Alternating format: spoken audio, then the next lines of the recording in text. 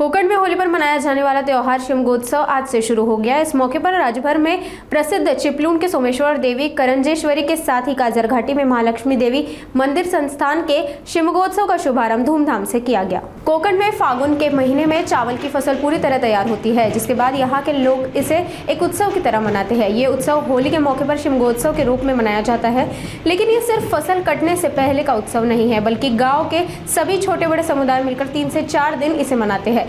रंगों से होली खेलने के आधुनिक चलन से दूर ये ग्रामीण धूलिवंदन में विश्वास करते हैं, जिसका शाब्दिक अर्थ है धूल, यानी धरती को श्रद्धांजलि देना। ये पारंपरिक वेशभूषा के साथ ही लोक नृत्य का उत्सव है। कोकण का शिमगोत्सव लोक नृत्यों का जीवन और रंगीन त्योहार है। कोकणी लोग शिमगा पर्व को इस प्रकार मनाते हैं जैसे कि खुद भगवान उनके घर पधारे। स्थानीय लोगों का मानना है कि शिमगा भगवान के आगमन का प्रतिनिधित्व करता है और इसलिए देवी देवताओं की पालकियां भी निकाली जाती है।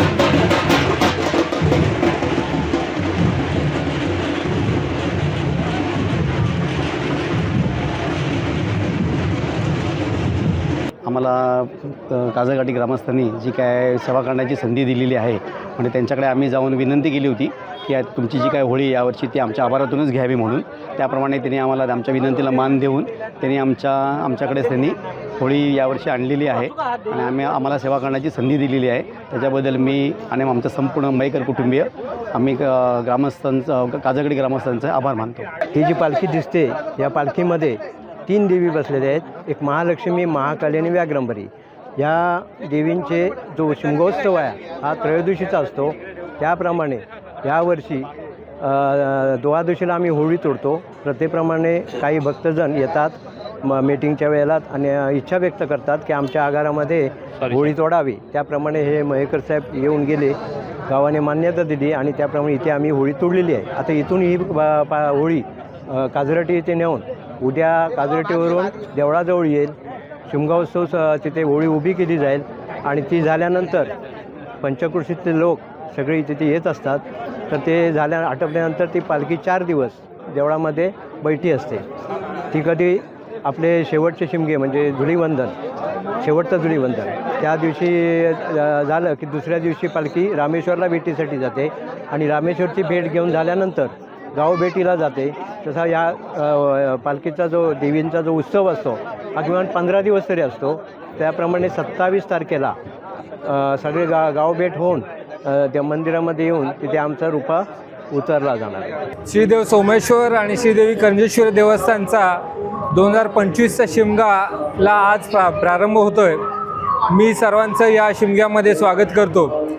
अवघ्या महाराष्ट्रात प्रसिद्ध असलेला शिमगा हा याचा वैशिष्ट्य म्हणजे हा गुलालमुक्त शिमगा आहे।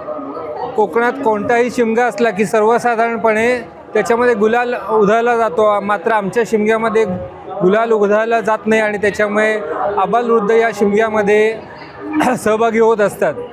त्याचबरोबर या गोळकोट आणि पेठमाप या दोन्ही भागामध्ये अत्यंत चांगल्या पद्धतीत पारंपरिक आरास केली जाते। हा जो शिमगा आहे हा कोकणातला खूप पारंपरिक पद्धतीने आणि अनेक वर्षोनुवर्ष शेकडो वर्षांपूर्वीची याला परंपरा आहे आणि याच्यामध्ये शरणं काढणे हा एक कार्यक्रम, हा वेगळ्या पद्धतीचा कार्यक्रम आहे। आज हा शिमग्याला सुरुवात झाली आणि आता देवीचं जे माहेरघर आहे पेठमाप तिकडे देवीचं प्रस्थान आता चाललेलं आहे आणि आता रात्री 10 वाजता पेठमाप पुलाची इथं ही पालखीचं तिथं आगमन होईल आणि त्याच्यानंतर पेठमापात जे सहाण आहे त्या सहाणेकडे त्या दिशेने पालखी जाईल। त्यानंतर तिथे एक दिवस मुक्काम असेल, तिथे करमणुकीचा कार्यक्रम म्हणून हा तमाशाचा कार्यक्रम असेल, त्याचबरोबर भक्ती संगीताचा अमोल पटवर्धन यांचा कार्यक्रम असेल। या 1.5 दिवसामध्ये शेकडो भाविक त्या सहाणेवरती देवीच्या दर्शनासाठी आलोट गर्दी करतात आणि त्यानंतर परवाला 13 तारखेला तिथील जे शरण मैदान आहे त्या भाटणावरती पालखीचं संध्याकाळी 4 वाजता आगमन होईल आणि आदल्या दिवशी भाविक आपल्या मनातील मनोरथ पूर्ण होईल की नाही याचा कयास लावण्यासाठी शरण म्हणजेच नारळ हा पिवळ्या फडक्यामध्ये आणि काही वस्तूसोबत ठेवलेला असा हा शरण हे शरण मैदानात पुरलं जातं। भाविकांनी स्वतःच्या इच्छेनुसार तो जो भाग आहे ह्या भागामध्ये स्वतःच्या इच्छेनुसार तिथे शरण पुरायचं असतं आणि दुसऱ्या दिवशी यात्रेचा कार्यक्रम असतो. या 4 ते 6 या वेळामध्ये पालखी तिथे आपला खेळ करते आणि शरणं ही काढली जातात. ही शरणं काढल्यानंतर त्या व्यक्तीच्या मनातील मनोरथ पूर्ण होतं असा भाविकांचा ठाम विश्वास असतो. आणि अशा अनेक गोष्टी आहेत की ज्या भाविकांनी नंतर येऊन सांगितले की ही अनेक वर्षांनं होणारी गोष्ट आता घडली. आणि असा हा वेगळा वैशिष्ट्यपूर्ण शिमगा, याला प्रशासनाची नेहमी अत्यंत उत्तम साथ असते, सहकार्य असतं.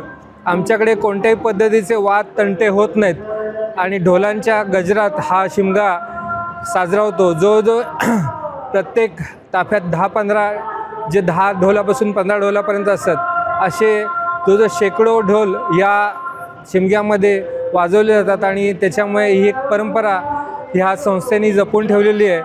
आणि त्यामुळे अवघा चिपळूणमध्ये या शिमग्याची, किंबहुना रत्नागिरी जिल्ह्यामध्ये जो कोकण भागात शिमगा साजरा केला जातो त्यातला हा सर्वात मोठा शिमगा हा येथे साजरा केला जातो. या शिमग्यामध्ये आपल्या सर्वांचं मी स्वागत करतो.